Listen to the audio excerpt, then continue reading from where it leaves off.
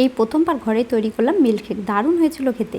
তার মধ্যে আবার কারেন্ট নেই, এই গরমে যদি ঠান্ডা ঠান্ডা মিল্কশেক পাওয়া যায় কার না ভালো লাগে বলো তো। Hello guys, welcome back to my channel. তোমরা সবাই কেমন আছো? আশা করি সবাই খুব ভালো আছো। আজ আবার একটি নতুন দিনে একটি নতুন ব্লগ ভিডিও তোমাদের সকলের জন্য কিন্তু নিয়ে চলে এসেছি।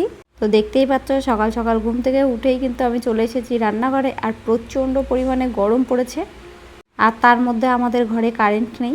2 দিন হয়ে গেল কারেন্ট নেই। কাল রাতে একটা ইলেকট্রিশিয়ান লোককে ডেকে এনে কোনো রকমে একটা তার জুড়ে ঘরে একটা লাইন নেওয়া হয়েছিল, তাও ঘন্টাখানিকের মধ্যে চলে গেল। তারপর আর কি সারা রাত কাটলো না ঘুমিয়ে। ব্যাস আবার সকাল সকাল এই গরমের মধ্যে রান্না। আমাদের 3 জনের এখন ভীষণ কষ্ট হয়ে যাচ্ছে, 2-3 দিন ধরে রাতে ঘুম হচ্ছে না। এদিকে সাপ্লাইয়ের অফিসে খবর দেওয়া হয়েছে, তারা বলছে আসবে আসবে, এখনও আসেনি। কখন আসবে কে জানে, আজকে সকালেই আসার কথা আছে। দেখা যাক কখন আসে। বেশি বেলা হয়ে গেলে রান্না করার আর ইচ্ছেই থাকে না, একে তো প্রচণ্ড গরম, তারপরে কারেন্ট নেই।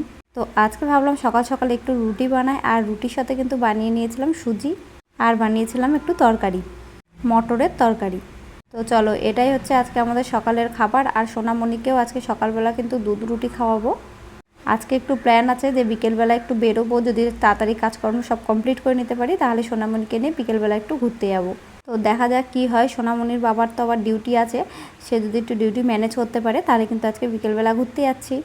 রোজ রোজ ঘরে থাকতে থাকতে বোর হয়ে যায়, মাঝে মাঝে একটু না বেরোলে ভালো লাগে না। আর এখানে তো ঘরের থেকে বাইরের ওয়েদারটা ভীষণই সুন্দর, সারাদিন কত সুন্দর হাওয়া দেয়। ঘরে যতটা তোমার গরম লাগে, তুমি যদি বাইরে যাও তাহলে কিন্তু তোমার এতটাও গরম লাগবে না। আর এদিকে দেখো আমার রুটি কমপ্লিট হয়ে গেছে, এখন রুটিগুলো কিন্তু ভাঁজ করে করে বাটির মধ্যে রেখে দিচ্ছি। তো এখনই খাবো না, একটু পরে খাবো। নিচে মনে হচ্ছে লোক এসেছে, একটু আওয়াজ পাচ্ছি, চলো যাই দেখে আসি নিচে ইলেকট্রিকের লোক এসেছে নাকি। এই দেখো নিচে চলে এসেছি, এসে দেখলাম এই যে ইলেকট্রিকের লোক কাজ শুরু করে দিয়েছে।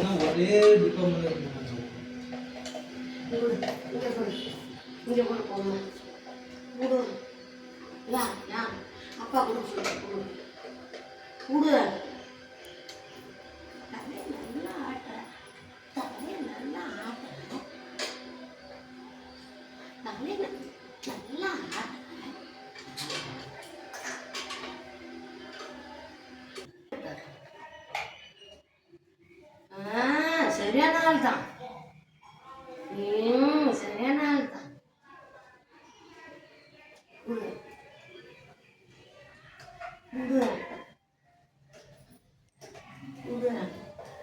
তো দেখো এখানে উনি অনেক চেষ্টা করছিল লাইনটাকে ঠিকঠাক করার জন্য, কিন্তু এখান থেকে বললো লাইন ঠিক হবে না। তো ওনাকে এখন পোলে যেতে হবে, পোলের উপরে উঠে তবে দেখতে হবে কী সমস্যা হয়েছে। সেজন্য এখানে আবার বোর্ডগুলো আটকিয়ে দিচ্ছে। ঠাকুর ঠাকুর করে আজকে যদি লাইনটা চলে আসে খুব ভালো হয়। এই গরমে কারেন্ট ছাড়া থাকা ভীষণই মুশকিল। তারপরে তো ফোনে চার্জও দিতে পারছি না, লোকের বাড়ি গিয়ে ওর কাছে চার্জ দিয়ে আর কতক্ষণ আনা যায় বলো। আর এই জন্য কিন্তু ঠিক করে তোমাদের সাথে কোনো ভিডিও শেয়ার করতে পারছি না। இதெல்லாம் கையால் கூடாது. அது போய் சொல்லுங்க, வேற போய் யார் செஞ்சு எல்லாத்தையும் இப்போ எல்லாம் பார்த்துக்கோங்க। তো দেখো উনি বোর্ডটা লাগিয়ে দিয়ে এখন যাচ্ছে বাইরে। এখন বাইরে গিয়ে উনি পোলে দেখবে যে কী সমস্যা হয়েছে। এই যে পোলে এখন উঠছে। তো দেখো সরু পোলটার মধ্যে কি সুন্দরভাবে উঠে যাচ্ছে। ওনাকে দেখে মনে হচ্ছে কোনো ব্যাপারই না পোলে ওঠা। আসলে এই ধরনের কাজ করে তো ওদের অভ্যাস আছে। আর আমি দূর থেকে দাঁড়িয়ে দাঁড়িয়ে ওনার কাজ করা দেখছিলাম, আর ভাবছিলাম যে ওইটুকুনি সরু পোলের মধ্যে কিভাবে উনি ওখানটায় মানে নিজেকে কী সুন্দর সেট করে নিয়েছে, নিয়ে কত সুন্দরভাবে কাজ করছে দেখো। আর মাজায় দেখো দড়ি বেঁধে নিয়েছে, যাতে উনি যদি পড়েও যায় তাতে কিন্তু কোনো সমস্যা হবে না। আর এখানে এতগুলো তারের লাইন রয়েছে, তার মধ্যেও কিন্তু কত সুন্দর করে এরা কাজ করে। এটাই দেখছিলাম ওনাকে আর ভাবছিলাম।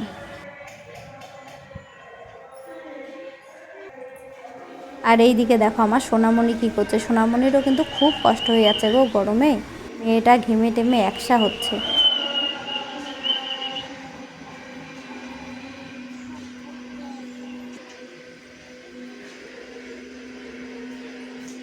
এদিকে আসো, এদিকে আসো। সেই লোকটা কখন পোলে উঠেছে এখনও আসেনি। আর এদিকে দেখো আমার সোনামণি শুরু করে দিয়েছে দুষ্টুমি। আমরা সবাই অপেক্ষা করছি নিচে দাঁড়িয়ে দাঁড়িয়ে। আর এই দেখো এখনও পোলে এখানে দাঁড়িয়ে দাঁড়িয়ে উনি কাজ করছে। প্রায় 15-20 মিনিটের উপর হয়ে গেল উনি এইখানে দাঁড়িয়ে দাঁড়িয়ে এইভাবে কাজ করছে। কে জানে আছে যে কি হবে, লাইনটা আসবে কি না। সত্যি সত্যি ভীষণ চিন্তায় আছি, কারেন্ট না আসলে খুব সমস্যা হচ্ছে। Bye bye. কোথায় যাচ্ছ? এখন মুরগিকে নিতে হবে না, এখন বাবার সাথে ঘুরে আসো, বাজারে যাও। আর তাই মুরগি এনে দিচ্ছি, যাও বাইরে যাও বাবার সাথে। বাবা তোর সামলাবে না মুরগির সামলাবে?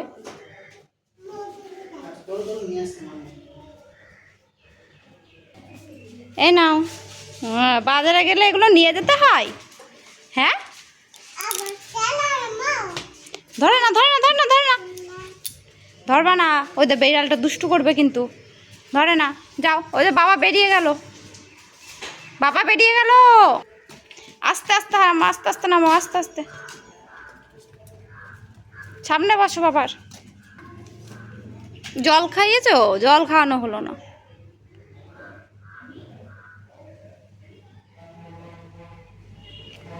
সোনামণি, সাবধানে যাবা, হাঁসকে ধরে রাখবা।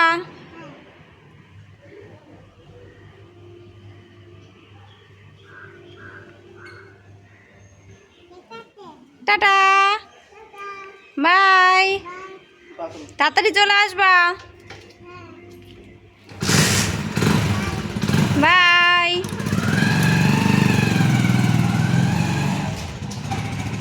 চলে গেল দুজন মিলে এখন বাজার করতে। তারপরে আমি আবার চলে এসেছি রান্নাঘরে, বাকি যে কাজগুলো ছিল সেইগুলো এখন কমপ্লিট করে নেব। আর আজকে কারেন্ট কিন্তু চলে এসেছে। তো ওনাকে জিজ্ঞেস করা হয়েছিল যে কারেন্টের কী প্রবলেম হয়েছে, তো বললো পোলের থেকে যে মেন লাইনটা থাকে সেইটায় নাকি লুজ কানেকশান হয়ে গেছিলো, তার জন্য আমাদের ঘরে কারেন্ট ছিল না। তো উনি এখন ঠিকঠাক করে দিয়ে গেছে, এখন আর কোনো প্রবলেম হবে না। দেখো আমি খাবার নিয়ে চলে গেলাম, এখন একটু খাওয়া দাওয়া করে নেবো। আর খাওয়া দাওয়া করার পরে দেখো বসে পড়েছি রাজ্যের জামা কাপড় নিয়ে। এই জামা কাপড়গুলো বেশ কয়েকদিন ধরে কাচাকাচি করেছে, কিন্তু ভাঁজ করা হয়নি। আর ওই যে শোনা যাচ্ছে আমার সোনামণি চলে এসেছে, তো চলো সোনামণিকে নিয়ে আসি। চলে এসেছো? কি নিয়ে আসলে বাজার থেকে?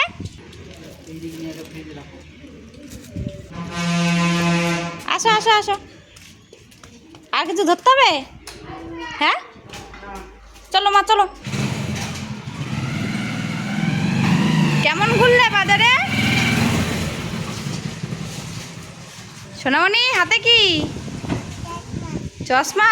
কেমন ঘুরলে বাজারে? মুখ টুক তো লাল হয়ে গেছে। হ্যাঁ, চলো চলো চলো চলো চলো চলো চলো চলো, তাড়াতাড়ি চ তাড়াতাড়ি চ, আইসক্রিম গলে যাবে, তাড়াতাড়ি চ। এই দেখো ডিগবাজি দিচ্ছে এখন সোনামণি। এই যে,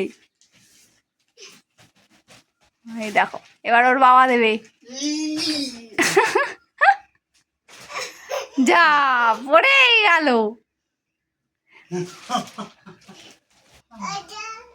ওই তো ওই তো, আরো ডিগবাজি দাও। দেখো চুল ধরে টেনে টুনে তুলে দিয়ে যে আমার সোনামণি এবার ডিগবাজি দিচ্ছে। দেখো ওই তো, দেবে দেবে, হবে হবে, করো করো। ওই যে হয়েছে। বলে হার না, বলে না বাজারে যাবো না, তাড়াতাড়ি করো। ছাড় নেই।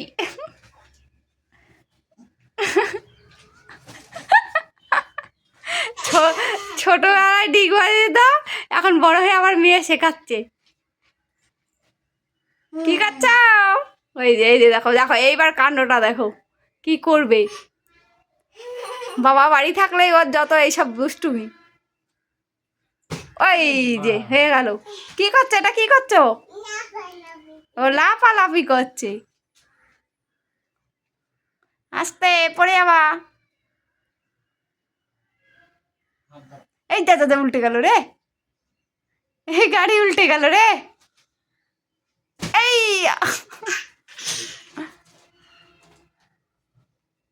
এই তোমাদের ডিগবাজি দেওয়া হয়ে গেছে? এখনো হচ্ছে তো, দেখছি লাফালাফি করছো।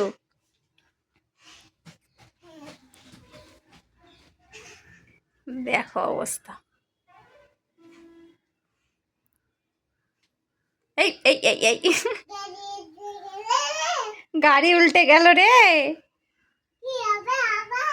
কি হবে আবার? পাকা বুড়ি, শুধু পাকা পাকা কথা। এই যা, বাবা,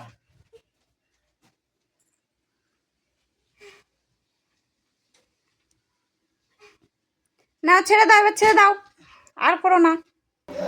ওই দেখো কি করছে, দেখো।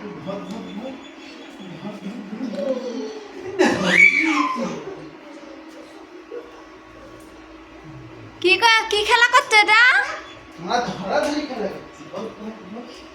ধর, ধর, ধর। ধর, ধর, ধর।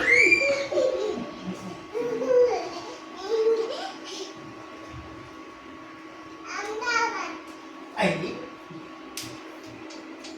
ধর, ধর, ধর, ধর। হাসি কি? আহারে ব্যথা পেয়েছে হাসতাম। কোথায়? এখানে ঠোঁটে?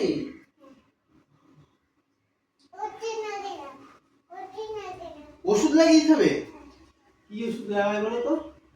আর্নিকা লাগাতে হবে, এটা লাগিয়ে দিই। হ্যাঁ, দেখি দাও। লাগিয়ে দিচ্ছি, ব্যাস। হ্যাঁ, ছেড়ে দাও। কি ওষুধ লাগালে? হ্যাঁ,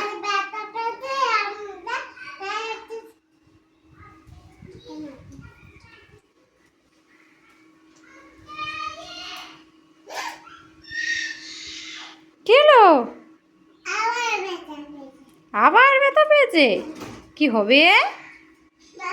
বলো, হ্যাঁ? দাঁড়াও, দিচ্ছি। ওখানেও লেগেছে?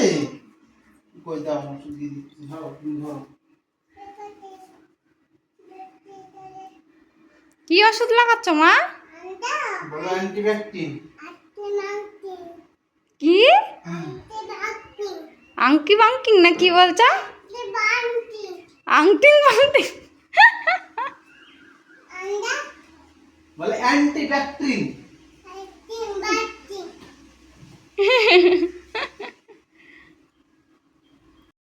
আর এই দেখো, আগের দিন যখন রথের মেলায় গেছিলাম তখন কিনে নিয়ে এসেছিলাম এই স্ট্রবেরিগুলো। আমরা যেখানটায় থাকি মানে পারিঙ্গিবারটাতে, এখানে না স্ট্রবেরি পাওয়া যায় না। আর সিদ্ধামডামে আজকে গেছিলাম, ওখানে গিয়ে যে পাবো সেটাও ভাবিনি। তো একটা লোক দেখি নানান ধরনের ফল নিয়ে বসেছে, তার কাছ থেকে আজকে পেয়েছি। স্ট্রবেরিগুলো দেখো খুব একটা কিন্তু ভালো নয়, ছোট ছোট একটু যেন কেমন হয়ে গেছে।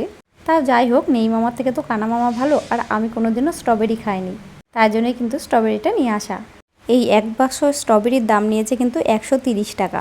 আর এই দেখো একটা নতুন ফল, এই ফলটা আমি আগে কখনো দেখিনি, আজকে এই প্রথমবার এখানে পেলাম তো নিয়ে আসলাম। এই ফলটার নাম কি জানো? এই ফলটার নাম হচ্ছে জেমস। তো ফলটা দেখো দেখতে কেমন যেন, গাগুলো দেখলে কিন্তু খুব একটা বেশি ভালো লাগছে না, কিন্তু ফলটা না খেতে দারুণ। এই ফলগুলো কত করে নিয়েছে জানো? 500 টাকা কেজি। আমরা নিয়ে নিয়েছিলাম 250 গ্রাম মতন, 250 গ্রামে ওই ধরো 8খানা মতন জেমস ফল হয়েছে। তার মধ্যে 2-4টা আমরা খেয়েও ফেলেছি, আর নিচের ঘরে যে আন্না আছে তাকেও 2টো দিয়েছি। তো চলো একটা জেমস ফল তোমাদেরকে কেটে দেখায় যে এর ভেতরটা কেমন। তো গাগুলো কিন্তু খুব একটা বেশি শক্ত নয়, তবে চাকু দিয়ে এইভাবে চিড়ে নিতে হয়। চেরার পরে এই দেখো জেমস ফলটা বেরিয়ে এসেছে, এই ভেতরেরটাই কিন্তু খেতে হয়। আর এটা দেখো দেখতে একদম লিচুর মতন, আর সত্যি সত্যি খেতেও কিন্তু পুরো লিচুর মতন, আর গন্ধটাও লিচুর মতনই, ভীষণই সুন্দর খেতে। আর ফলটা এতটাই সুন্দর খেতে লাগছিল, মনে হচ্ছিলো পয়সাটা যাক জলে যায়নি, কেননা আমরা যেহেতু এর আগে কোনোদিনও এই ফলগুলো খাইনি, তো একটু ভয়ে ভয়ে কিনছিলাম। আর তারাও তোমাদেরকে এর ভেতরেও একটা বীজ আছে, সেটাকেও দেখো, এটাকে ছাড়িয়ে দেখাচ্ছি। লম্বা মতন একটা বীজ আছে লিচুর মতন, তবে লিচুর মতন যে বীজটা কালো হয় এই বীজটা কালো নয়, এই বীজটা কিন্তু সাদা। তো তোমরা কারা কারা এই ফলটা চেনো আর এই ফলটা আগে করে খেয়েছো, তারা কিন্তু অবশ্যই কমেন্ট করে জানিও। আমি কিন্তু এই প্রথমবার এই জেমস ফলটা খেলাম, আর নামটাও ভারী সুন্দর। এই দেখো বীজটা বের করেছি, একটু লম্বা মতন বীজটা। তো ফলের গাটা যেমনই দেখতে হোক না কেন, ভেতরটা কিন্তু ভারী সুন্দর। আর এই যে এখন বসে পড়েছি মিল্কশেক বানাতে। প্রথমে চিনি দিয়ে দিয়েছি, চিনির মধ্যে এখন বেশ খানিকটা কিন্তু দুধ দিয়ে দিয়েছি। বেশ কয়েকদিন আগে একটা ভিডিওতে দেখছিলাম যে স্ট্রবেরি দিয়ে মিল্কশেক বানাচ্ছে, সেই দিন থেকে আমার মানে খেতে ইচ্ছে হয়েছে স্ট্রবেরি দিয়ে মিল্কশেক। আর অনেক দিন ধরেই মনে মনে ভাবছি যে কবে একটু স্ট্রবেরি পাবো আর আমি মিল্কশেক সত্যি সত্যি বানিয়ে খেয়ে দেখবো যে কেমন হয়। কেননা বাজার থেকে যখন আমরা স্ট্রবেরি ফ্লেভারের মিল্কশেকগুলো কিনি তখন যেরকম পুরো পিঙ্ক পিঙ্ক কালার আসে আর খেতেও বেশ ভালো লাগে, সেই রকমই কি ঘরে সেইভাবে কি তৈরি করা যায়? তাই আজকে চেষ্টা করে দেখছি স্ট্রবেরি দিয়ে ঘরে মিল্কশেক বানিয়ে কেমন লাগে। আদৌ কি বাজারের মতন খেতে হবে? সত্যি আমি জানি না কেমন খেতে হবে।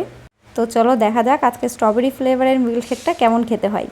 আর এই যে মিক্সি জারের মধ্যে আগে থেকে তো চিনি আর দুধ দিয়ে দিয়েছি, আর এখন কিন্তু স্ট্রবেরিগুলো অর্ধেক করে কেটে নিয়েছি। কাটার পরে কিন্তু ছোটোগুলো কাটিনি, তো স্ট্রবেরিগুলো সব এর মধ্যে দিয়ে দিলাম, দিয়ে এই যে ঢাকনা চাপা দিয়ে দিয়েছি। এখন সুন্দর করে কিন্তু বানিয়ে নিয়েছি মিল্কশেক। তো হালকা লাইট পিঙ্ক কালারের হয়েছে আর একটু সুন্দর করে সাজিয়েও নিয়েছি।